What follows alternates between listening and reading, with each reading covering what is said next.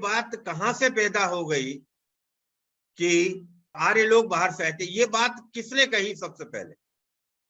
वास्तविक बात यह है कि जब 1857 में जो प्रथम स्वतंत्रता संग्राम हुआ, उसमें अंग्रेजों ने जब ये पाया कि जो भारत का समाज है वो एकजुट है और इनसे लड़ने के लिए हमें यह आवश्यक है कि हम इनके अंदर जो है फूट डाल दें, भेदभाव पैदा कर दें, तब एडवर्ड्स थॉमस नाम के व्यक्ति ने लंदन के अंदर रॉयल एशियाटिक सोसाइटी की मीटिंग में 9 अप्रैल 1866 को एक कल्पना पेश कर दी। वह कल्पना क्या थी कि ऑक्सस नदी के किनारे से पशुचारण करने वाले आर्य आक्रमणकारियों की लहरें आर्याना प्रदेश से होती हुई हिंदू कुश के रास्ते से पहले पंजाब में उतरी और वहां वेदों के गंवारू गीत गाते हुए सरस्वती नदी की ओर बढ़ी। उनके कहने का आशय ये था कि जो यहाँ के मूल निवासी हैं वो अलग हैं और जो आर्य हैं ब्राह्मण ठाकुर क्षत्रिय वैश्य ये लोग अलग हैं। ये लोग बाहर से आए और इन्होंने यहाँ आकर यहाँ के मूल निवासियों को मारा, पीटा, खदेड़ा और इनको जो है दक्षिण की तरफ धकेल दिया। वो वास्तव में भारतीय समाज में फूट डालना चाहते थे और उस फूट डालने के लिए उन्होंने जो ये कल्पना पेश की उसका कोई आधार नहीं है, उसको कहीं जो है उसका कोई प्रमाण नहीं है। क्योंकि उस समय भारतवर्ष में अंग्रेजी राज्य था, उनकी बात सुनी जाती थी, इसलिए उनकी ये कल्पना आगे चल गई।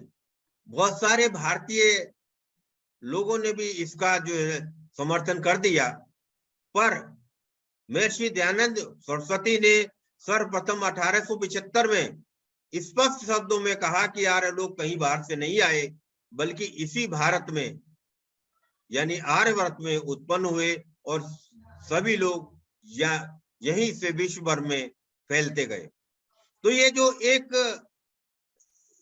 चिंगारी आरंभ करती थी अंग्रेजों ने, वो आज काफी अज्ञानता के कारण फल फूल रही है। डॉक्टर भीमराव अंबेडकर हैं, उन्होंने अपनी स्पीचेस खंड 7 में ये लिखा है कि आर्यों का मूल स्थान का सिद्धांत वैदिक साहित्य से मेल नहीं खाता। वेदों में गंगा, यमुना, सरस्वती के प्रति आत्मीय भाव है। कोई विदेशी इस तरह नदी के प्रति आत्म स्नेह संबोधन नहीं कर सकता।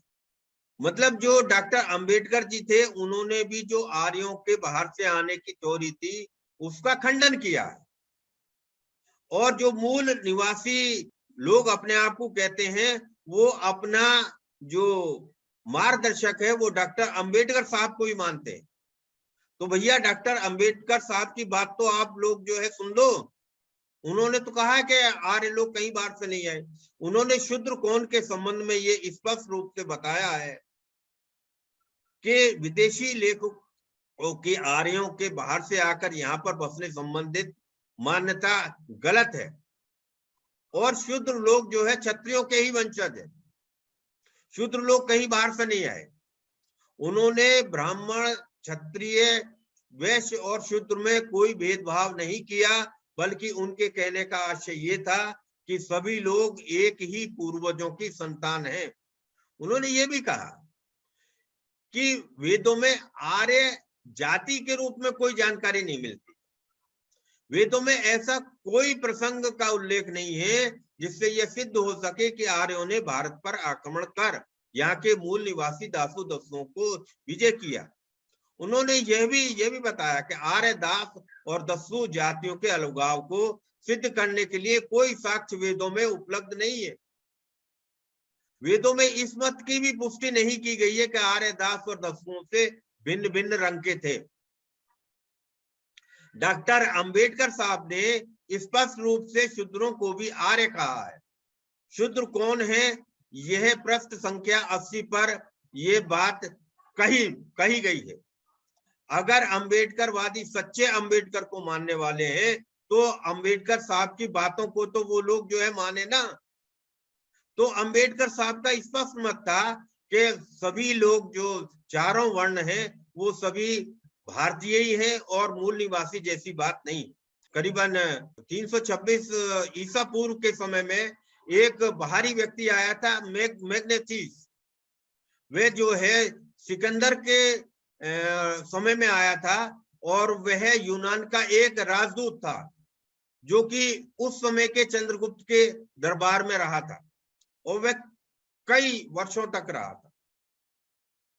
उसने एक भारत के संबंध में इंडिका नाम की पुस्तक जो है लिखी।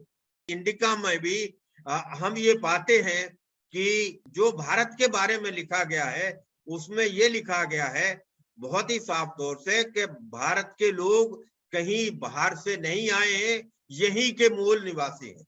और इतिहास के जो यूनान के एक विद्वान माने जाते हैं हेरोडोटस, उन्होंने कहीं भी नहीं लिखा कि जो भारत है उसमें जो लोग आए हुए हैं वो बाहर के आए हुए हैं।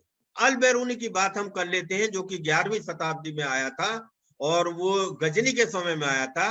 उसने भी चारों वर्णों का वर्णन किया है अपनी पुस्तक में और उसने कहीं भी ये नहीं लिखा है कि जो आर्य लोग जो यहाँ के लोग हैं वो लोग बाहर से आए हैं, बल्कि उसने यही लिखा है कि यहाँ के सभी लोग प्रारंभ से ही यहीं पे ही रहते हैं। राखी गढ़ी के उत्खनन कार्य में यह परिणाम सामने आए हैं कि भारत के अंदर जितनी भी जातियां रहती हैं वह सब भारतीय ही हैं। वहां के जो उत्खनन कार्य हुआ था और वहां पे जो अस्थि पंजर पाए गए थे उसमें उसका जो है डीएनए टेस्ट किया गया और उस डीएनए में ये पाया गया कि उसका जो मिलान है वो भारत के लोगों से होता है। तो उस समय जो वहां के मुख्य पुरातत्व शास्त्री थे और उप कुलपति थे जो डिकेन कॉलेज पुणे है जो कि यूनिवर्सिटी की मानद माना जाता है, डॉक्टर वसंत शिंदे जी, उन्होंने एक अस्थि पंजर का डीएनए निकाला और भारत के 3500 लोगों का भी डीएनए निकालकर भारत में हार्वर्ड यूनिवर्सिटी की लैब में टेस्ट होने के लिए भेजा और वहां उन्होंने ये निष्कर्ष निकाला कि जो 5000-6000 साल पहले जो अस्थि पंजर भारत में पाए गए हैं, जो राखी गढ़ी में पाए गए हैं, वह उनका डीएनए भारत के लोगों से मिलता है। उन्होंने ये सिद्ध किया कि जो आर्य की इन्वर्जन थ्योरी है वो पूर्णतया गलत है। राखी गढ़ी का ये एक उदाहरण उन्होंने दिया।